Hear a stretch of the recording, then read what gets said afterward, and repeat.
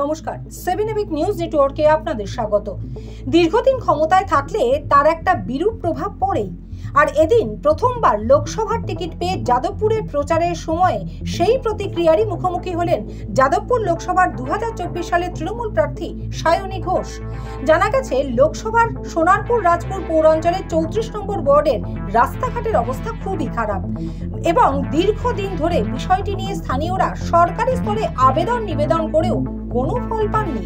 আর সেই ক্ষোভ এদিন তারা উগরে দিলেন যখন নতুন প্রার্থী তাদের কাছে এলেন ভোট চাইতে।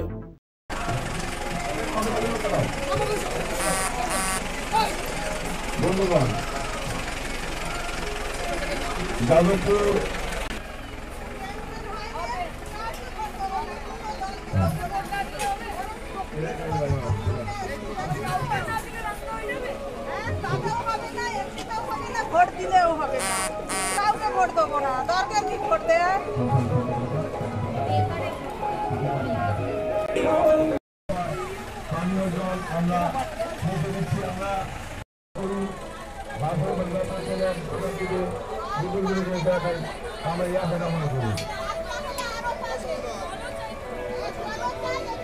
আমাদের রাজ্য সভাপতি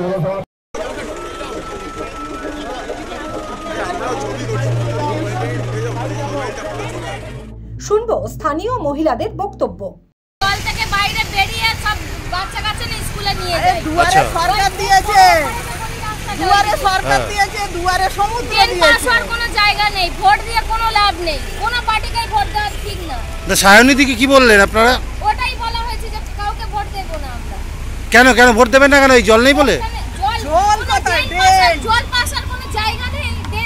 জলের কথা বলি না, জল কেউই দেবে না, ড্রেন দেয় না, আবার আবার জল ঠিক মতো দেয় না। আপনি কি বললেন? কি বললেন?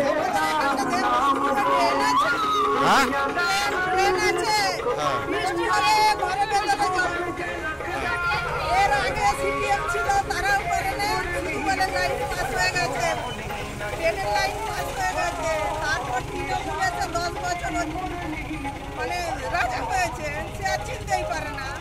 এখন যে আসবে কেউই চিনতে পারবে না, দরকার কি কাউকে। সায়নী অবশ্য জলের লাইন পাতা হচ্ছে বলে রাস্তা খারাপ হয়ে গেছে এমন সাফাই দিলেন সাংবাদিকদের মুখোমুখি হয়ে। জলের প্রকল্পের কাজ তো হয়ে গেছে এবং ডিস্ট্রিবিউশনের কাজ চলছে। যে রাস্তাগুলো দেখছেন আপনারা, সেটা খোদাই করা রয়েছে কারণ জলের লাইন বসা হচ্ছে। এগুলো তো একদিনের কাজ নয়, মানুষকে এটা বুঝতে হবে। আজকে প্রত্যেকের নিজস্ব সমস্যা নিজস্ব মনে হয়, কিন্তু মমতা বন্দ্যোপাধ্যায় প্রত্যেকটা বাড়িতে পশ্চিমবঙ্গে জল পৌঁছে দেওয়ার কাজ করছে এবং সেটা কমপ্লিট করে দেবে বাই 24। তো সেখানে জলের লাইনের কাজ, ওটাই আমরা ওনাদেরকে বললাম যে প্রকল্প ইজ অন বোর্ড এবং তার সঙ্গে ডিস্ট্রিবিউশনের লাইন চলছে। ওরাও জানে যে কাজ যদি হয় তাহলে সেটা সিপিএমও করবে না, বিজেপিও করবে না, কংগ্রেসও করবে না, সেটা তৃণমূলই করবে। তাই তৃণমূলের কাছেই চাওয়া পাওয়ার কথা। তবে স্থানীয় সূত্রের খবর, এই এলাকার রাস্তার হাল এমনিতেই খারাপ ছিল আর এখন তা কার্যত ব্যবহারের অযোগ্য হয়ে পড়েছে। আসলে পূর্বতন সাংসদ মিমি চক্রবর্তী তার নিজের কাজ নিয়েই বেশি ব্যস্ত ছিলেন। তার পূর্বসূরি কবির সুমন্ত ঠিকঠাক তৃণমূলটাই করেননি জেতার পর। ফলে সাংসদদের কাছ থেকে যে পরিষেবা আশা করেন সাধারণ মানুষ, তার থেকে বঞ্চিত থেকেই হয়তো মহিলাদের এই ক্ষোভ প্রকাশ। যাদবপুর থেকে মামনি রায়ের রিপোর্ট, 7 এবিক নিউজ নেটওয়ার্ক। আরও বিভিন্ন খবরের আপডেট জানতে হলে অবশ্যই সাবস্ক্রাইব করুন 7 এবিক নিউজ নেটওয়ার্ক চ্যানেলটি, কারণ আপনাদের একটা সাবস্ক্রিপশন আমাদের কাছে অত্যন্ত মূল্যবান। জয় হিন্দ।